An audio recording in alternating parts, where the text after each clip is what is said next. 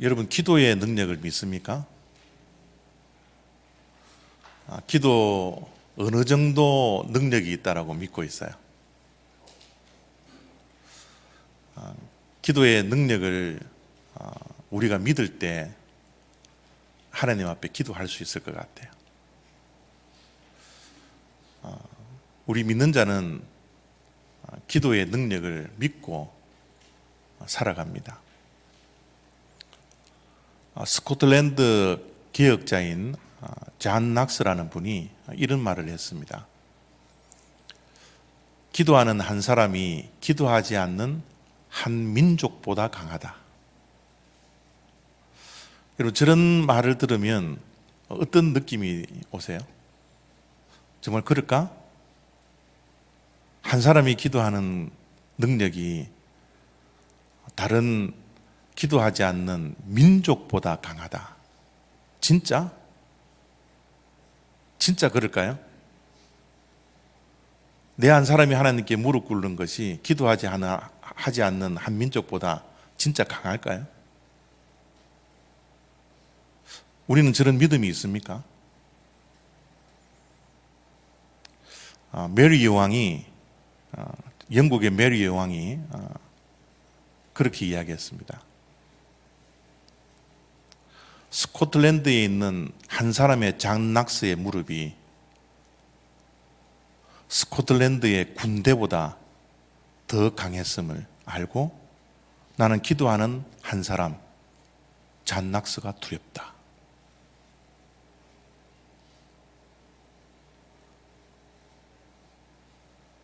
기도하는 이 기도가 어느 정도의 능력이 있을까요?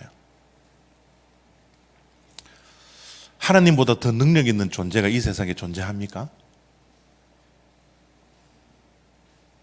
한번 여러분 정말 믿음 생활을 하면서 하나님보다 더 능력 있는 존재가 없음을 우리가 믿고 살아가는 것, 이것이 그리스도인들의 삶이지 않습니까? 기도는 그 능력 있는 하나님이 계신 그 하늘과 기도하는 이 땅에서 우리의 삶과 연결되는 통로다. 기도는 하나님과 우리를 연결하는 통로입니다. 하나님의 능력이 기도하는 가운데 그 기도를 통해서 우리들에게 넘쳐난다라는 것. 그것이 기도에 대한 우리 믿는 자들의 정의입니다. 기도는 꼭 다운로드 받는 것 같아요. 요즘 우리 현대인들은 늘 컴퓨터를 가지고 살기 때문에 중요한 것이 있으면 다운로드를 받습니다. 그 다운로드를 받는 그 순간 그것은 내 것이 됩니다. 하나님의 능력을 기도로 다운로드를 받으면 내가 능력 있는 사람이 된다라는 거예요. 빌리 그레함 목사님은 기도를 이렇게 정의를 내렸습니다. 기도가 없는 그리스도인은 능력 없는 그리스도인이다. 역으로 이야기합니다. 기도가 있는 그리스도인은 능력 있는 그리스도인이다. 우리 그리스도인이 이 땅에 살아가는 동안 능력을 가지고 살아갈 수도 있고요, 능력이 없이 살아갈 수도 있습니다. 경건의 모양은 갖추지만 경건의 능력이 있는 사람이 있고 없는 사람이 있습니다. 그 기준이 무엇일까요? 기도라는 겁니다. 기도하는 사람은 능력 있는 그리스도인이요, 기도하지 않는 사람은 능력 없는 그리스도인이라는 것. 이것이 기도의 능력입니다. 그럼에도 불구하고 우리는 참 기도하지 않는 것 같아요. 지난 한 주간 우리 신앙생활을 한번 돌이켜 보시고 우리의 기도 생활을 한번 돌이켜 보세요. 정말 기도의 능력을 믿고 한 사람의 기도가 기도하지 않는 한 민족보다 더 능력 있다, 강하다라는 것을 믿고 하나님께 기도하며 기도 생활을 우리가 일주일 동안 얼마나 해왔습니까?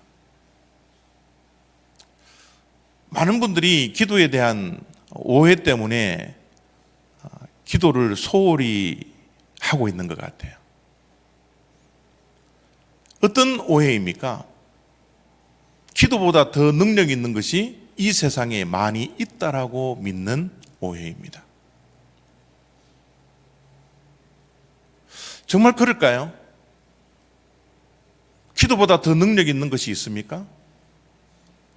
내가 믿는 그 무엇이 하나님의 능력보다 훨씬 더 크다라고 생각하고 계십니까? 하나님의 능력 없이도 나는 이 세상에 얼마든지 살아갈 수 있다라고 자신하면서 우리는 살아가고 있지 않습니까?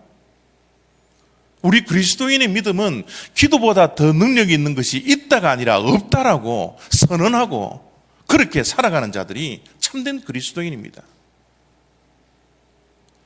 나이가 들면 들수록 기도할 게 더 많아져요. 목사님 보니까 아이들 다 컸고 이제 뭐 걱정 없이 살겠네요. 그러지 않더라고요. 아이들이 대학 졸업하고요, 직장을 가져도요, 더 기도할 게 많더라고요. 나이가 들면 들수록 훨씬 더 기도 없이는 살 수 없는 사실을 깨달을 수밖에 없는 것이 우리 그리스도인의 삶이더라고요. 여러분의 삶은 어떻습니까? 여러분의 자녀들이 기도가 필요하지 않습니까? 여러분의 직장과 인생의 모든 발걸음이 정말 기도가 필요하지 않습니까? 마틴 루터가 종교개혁을 하는 동안 이렇게 이야기를 했습니다. 나는 해야 할 일이 너무나 많기 때문에 하루를 시작하는 첫 3시간을 기도해야만 했습니다. 기도는 시간이 많이 남아있기 때문에 기도하는 게 아니더라고요. 종교개혁을 했을 때 마틴 루터가 그 거대한 로마 가톨릭과 싸웠다라고 한번 생각해 보십시오. 얼마나 할 일들이 많겠어요. 너무나 할 일들이 많기 때문에 나는 기도할 수밖에 없다고. 우리는 분주하다, 바쁘다, 시간이 없다라고 기도를 얼마나 소홀히 합니까? 얼마나 기도를 등한시하고 있습니까? 아니, 기도 없이도 얼마든지 이 땅에서 내가 가지고 있는 힘으로, 내가 의지하는 것으로, 내가 가지고 있는 것으로 얼마든지 승리할 수 있다라는 오해를 가지고서 하루하루를 살아가고 있습니까?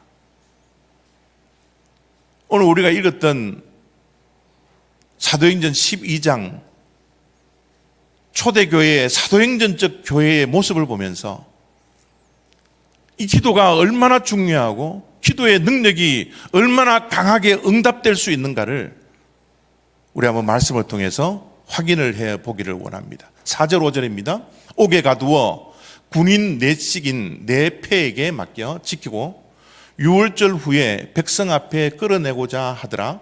이에 베드로는 옥에 갇혔고 교회는 그를 위하여 간절히 하나님께 기도하더라. 말씀을 앞에 적어 놓지는 않았지만 우리가 12장 1절부터 읽었기 때문에 여러분에게 간단하게 설명을 합니다. 헤롯 왕이 예수님의 제자였던 야고보를 칼로 죽였어요. 칼로 참수를 하고 난 다음에 유대인들이 얼마나 좋아했는지 모릅니다. 유대인들이 너무너무 좋아하자 이 헤롯은 교회를 더욱더 핍박하기 시작합니다. 더욱더 핍박하는 가운데 예루살렘 교회의 담임 목사님 격이었던 최고 영적인 지도자 베드로를 잡아서 죽이려고 합니다. 급기야 베드로가 잡혔습니다. 그리고 옥에 가두었습니다. 여러분, 최고 지도자 베드로가 옥에 갇혀 있는 그 순간 그 핍박을 당하고 있는 교회의 모습을 한번 생각해 보십시오. 교회가 이보다 더 큰 위기가 있을까요? 야고보가 죽었습니다. 이제 베드로가 옥에 갇혔습니다. 그러면 그 다음 스텝이 무엇이라고 생각하겠습니까? 동일하게 헤롯이 많은 사람들이 야고보를 죽이고 좋아했기 때문에 베드로도 하루빨리 죽이고 그 유대인들에게 인기를 얻으려고 생각했던 것이 헤롯의 마음이었지 않았을까요? 베드로의 앞날이 불투명합니다. 교회의 앞날이 불투명한 거예요. 예수님을 믿으면 좋은 일들, 형통한 일들 많이 생겨야 됨에도 불구하고 옆에 사람들이 죽어갑니다. 지도자들이 죽어요. 그들이 믿고 따랐던 베드로가 옥에 갇혔습니다. 내일을 보장하지 못할 정도로 교회가 위기를 맞이했습니다. 그럴 때 교회가 무엇을 선택합니까? 교회는 그를 위하여 간절히 하나님께 기도하더라. 그들이 모여서 회의하지 않았습니다. 위기를 당했을 때 모여서 염려하고 걱정하고 두려워하지 않았어요. 그들은 모여서 이 위기를 어떻게 극복할까 하나님께 간절히 기도했습니다. 왜 이런 핍박이 있는지, 왜 그리스도인들이 피를 뿌리며 신앙생활을 해야 되는지 하나님의 그 뜻을 알 수 없었지만 그들은 낙심하지 않고 실망하지 않고 절망하지 않고 도망치지 아니하고 두려워하지 아니하고 이 위기를 기도로 극복하고 있는 것을 선택합니다. 우리들의 인생에도 많은 위기가 찾아옵니다. 어떨 때는 물질의 어려움을 당해서 위기를 만날 때도 있고요. 어떨 때는 부부의 관계로, 자녀의 문제로, 직장의 문제로, 인간관계의 문제로, 신분의 문제로, 내가 생각하지 않은, 예기치 않은 일들이 우리 앞을 턱턱 가로막고 있는 위기 상황이 얼마나 많은지 모릅니다. 우리는 그럴 때 무엇을 선택할까요? 교회가 그 당시에 베드로를 석방해 줄 수 있는 권력을 가진 자 찾아낼 수도 있었습니다. 줄을 댈 수도 있었습니다. 그러나 교회는 눈에 보이는 권세를 의지하지 않습니다. 그들은 하나님께 기도하고 있는 거예요. 그 기도한 결과가 어떻는지 한번 보십시오. 7절입니다. 홀련히 주의 사자가 나타나며 옥중에 광채가 빛나며 또 베드로의 옆구리를 쳐 깨워 이르되 급히 일어나라 하니 쇠사슬이 그 손에서 벗어지더라. 여러분, 사도행전적 교회는요, 위기를 만났을 때 교회가 하나님께 간절히 기도했던 교회일 뿐만 아니라 사도행전적 교회는 기도에 응답을 받는 교회였습니다. 기도하는 것도 중요하지만 기도의 응답이 너무 중요하잖아요. 그들이 하나님께 모여서 기도했더니 하나님께서 응답해 주시는 거예요. 7절을 제가 읽습니다. 홀련히 주의 사자가 나타나며 옥중에 광채가 빛나며 또 베드로의 옆구리를 쳐 깨워 이르되 급히 일어나라 하니 쇠사슬이 그네서 벗어지더라. 벗어지는 기적이 일어난 거예요. 쇠사슬에 묶여 있는데 그 감옥소에서 교회가 기도했더니 그 응답이 일어났던 겁니다. 언제요? 홀연히, 갑자기. 하나님의 응답은 예상되지 않는 갑자기 다가오더라는 겁니다. 그들이 기도할 때 하나님께서는 홀연히 갑자기 역사하시더라는 거예요. 제가 늘 말씀드리는 거지만 하나님의 역사는 지하수와 같습니다. 지하수가 이 밑에 땅에서 흘러가는 것, 우리의 눈에는 보이지 않습니다. 우리의 눈에 보이지 않지만 지하수는 지금 또 흘러가고 있는 거예요. 우리가 기도할 때 하나님의 역사하심은 우리의 눈으로 볼 수가 없습니다. 그러나 하나님의 역사는 지하수처럼 지금 또 흘러가고 있더라는 거죠. 지하수는 때가 되면 땅을 뚫고 올라옵니다.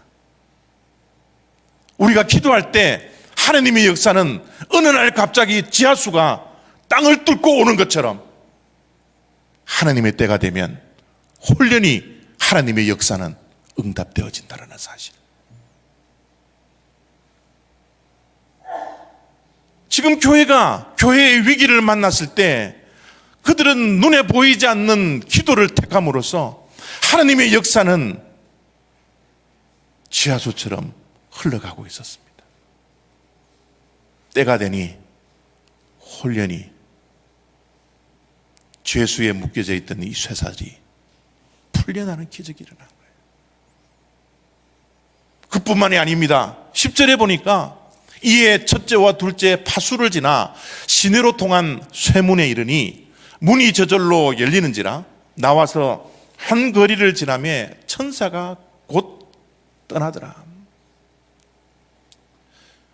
손에 있는 쇠사슬이 풀어졌을 뿐만 아니라 감옥에 있는 문이 저절로 열리는 기적이 일어난 거예요. 감옥에 많은 문들이 있었던 것 같습니다. 한 초소, 두 초소를 넘어서 마지막 닫혀 있는 그 문이 저절로 열려지는 기적이 일어난 거예요. 우리의 삶 속에서도 열려져야 할 닫혀져 있는 문들이 얼마나 많이 있습니까? 앞이 보이지 않아 걸어갈 수 없는 인생의 어두움을 우리가 얼마나 많이 지내고 있습니까? 정말 괴로운 것은, 정말 힘든 것은 내일이 보이지 않을 때입니다. 앞이 보이지 않을 때, 우리의 인생에 그 캄캄함이 있을 때 우리는 정말 실망하고 절망하고 낙심할 때가 얼마나 많이 있습니까? 오늘 이 자리에 앉아있는 우리에게도 그런 절망스러운 그런 일들이 있지 않습니까? 우리가 분명히 앞으로 나가야 함에도 불구하고 우리 앞을 가로막고 있는 닫혀져 있는 문들이 우리를 괴롭힐 때가 있지 않습니까? 우리의 인생에 닫혀져 있는 문을 어떻게 열 수 있을까요? 우리가 아무리 열려고 힘쓰고 노력을 했음에도 불구하고 여전히 그 닫혀져 있는 문이 우리의 인생 가운데 있다면 우리의 그 문은 누가 열어주어야 하겠습니까? 닫힌 문이 열린 문이 되는 것은 오직 기도밖에 없습니다. 하나님께서 역사하셔야 됩니다. 하나님께서 역사하실 수 있도록 우리는 무릎을 꿇고 하나님을 향하여 기도해야 합니다. 이 사도행전적 교회가, 사도행전 교회가 어떻게 기도했는지 한번 보십시오. 우리가 기도하는 이 기도의 모습과 서로 한번 비교해 보시기를 바랍니다. 어떻게 기도를 해야지 정말 닫힌 문이 열린 문이 되도록 기적의 주인공이 되었는지 오늘 말씀을 통해서 몇 가지를 확인해 보시기를 바랍니다. 12절입니다. 마가라는 요한의 어머니 마리아의 집에 가니 여러 사람이 거기에 모여 기도하고 있더라.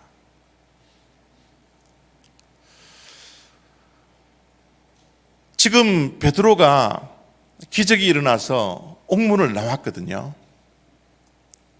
옥문을 나가서 마가라는 요한의 어머니 마리아의 집, 그 당시는 가정교회였죠. 그 가정교회에 가서 보니 여러 사람이 거기에 모여 여전히 기도하고 있더라는 거예요. 여러분, 교회가 언제부터 기도했는지 아십니까? 조금 전에 읽었던 5절 말씀을 보면 그들이 언제부터 기도를 시작했습니까? 베드로가 옥에 갇혔고 교회는 그를 위하여 간절히 하나님께 기도하더라. 베드로가 옥에 갇혔을 때 교회는 기도하기 시작했습니다. 그런데 풀려났음에도 불구하고 교회는 여전히 기도하고 있더라는 거예요. 교회는 여전히 기도하는 교회입니다. 아직도 기도하는 교회예요. 하나님의 응답이 있든지 없든지 그들은 여전히 기도했고, 그들은 끝까지 기도했고, 그들은 아직도 기도하고 있더라는 거예요. 정말 우리 교회가 회복되어야 할 기도의 모습이지 않습니까? 기도하는 그 자리에 여전히 내가 그 자리를 차지하고 함께 기도하고 있는 그 모습, 이것이 교회가 회복되어야 할 기도의 모습이지 않습니까? 응답이 있든 응답이 없든, 작은 인생의 문제든 큰 인생의 문제든 여전히 기도하는 그 사람, 아직도 기도하는 그 사람을 통하여 하나님께서는 역사하고 계신다는 것을 저 말씀을 통해서 우리가 확인할 수 있지 않습니까? 저들이 어떻게 기도했나요? 여러 사람이 거기에 모여 기도하고 있더라. 모여서 기도했다라는 겁니다. 기도는 골방에 들어가 홀로 기도하는 것도 너무너무 중요하지만, 교회의 위기가 있고 사회의 위기가 있고 내가 해결할 수 없는 인생의 큰 위기 앞에서는 함께 모여서 기도했다라는 거죠. 홀로 기도하는 것 중요하지만 합심하여 기도하는 기도가 얼마나 중요한지 주님께서는 이렇게 제자들에게 말씀을 해 주셨습니다.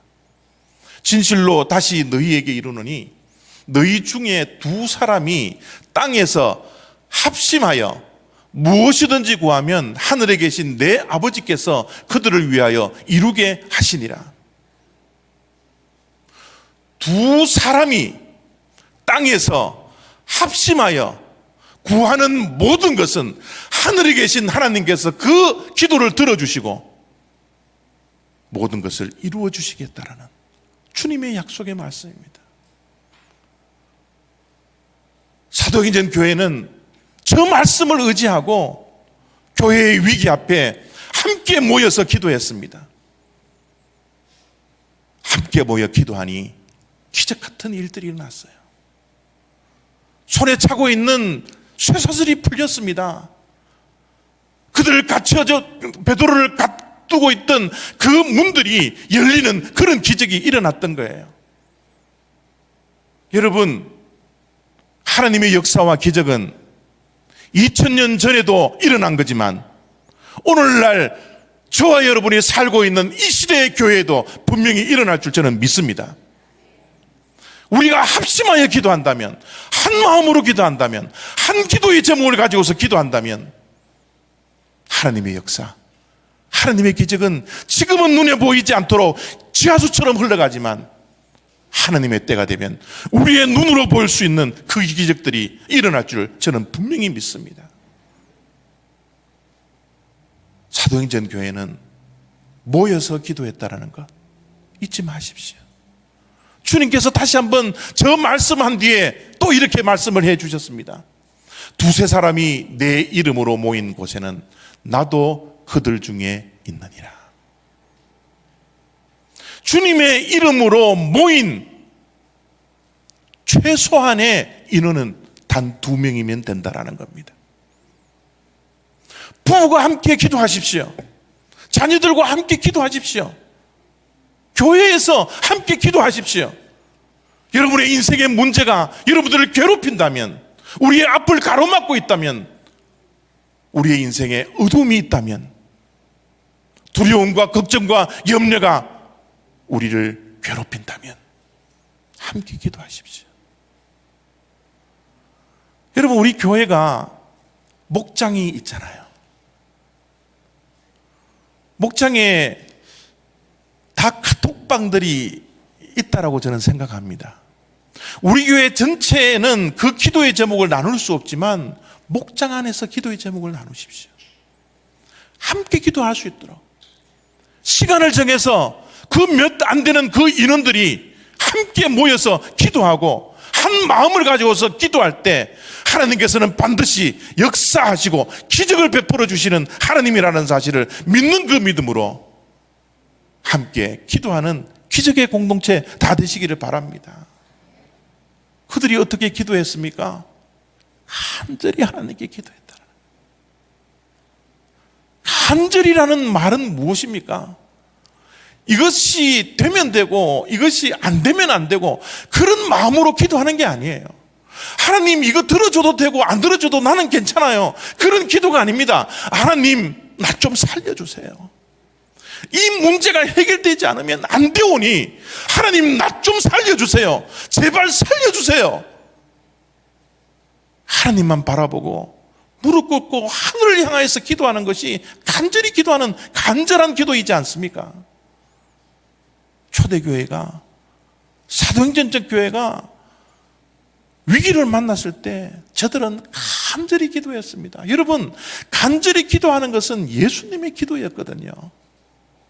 예수님이 겟세마네 동산에서 십자가에 달리시는 그 고난을 당하기 전에 겟세마네 동산에서 이렇게 기도했다고 누가복음 22장 44절에서는 이렇게 말씀을 하고 있습니다.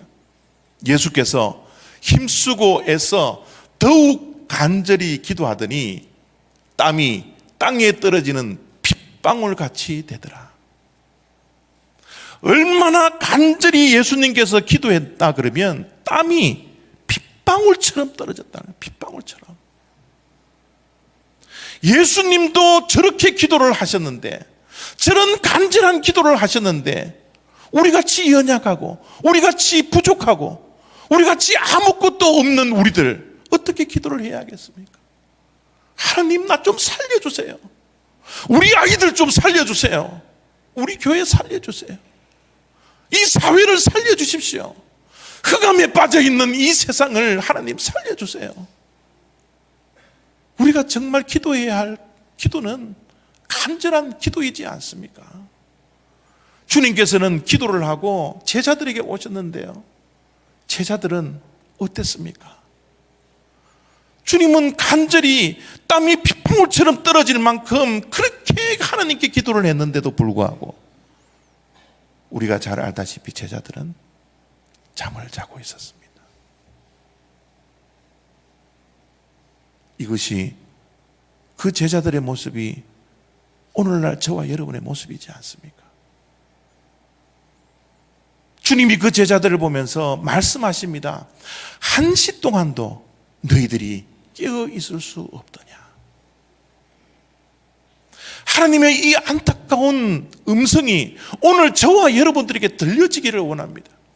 하나님보다 더 능력 있는 존재는 이 세상에 존재하지 않는다라는 사실을 믿는 믿음으로 오늘 또 내일 또 주님 앞에 깨어서 한 시간을 기도할 수 있는 그 주님의 백성의 기도가 회복될 때에 닫혀져 있는 문이 열려지고 우리를 꼼짝달싹 못하게 하는 쇠사슬이 묶여있는 이 쇠사슬이 끊겨지는 그 기적이 우리의 삶 속에 일어나지 않겠습니까?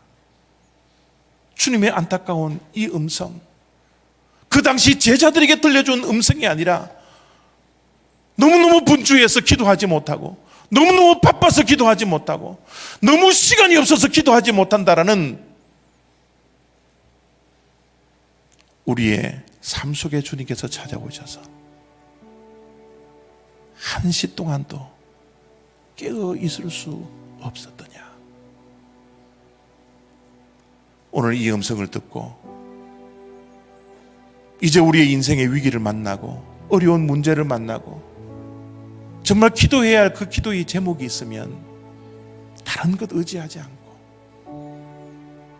깨어서 하나님께 기도하겠노라 결단하며 돌아갈 수 있는, 그래서 일주일 동안 또 기도로 승리할 수 있는 저와 여러분 다 되시기를 부탁드립니다.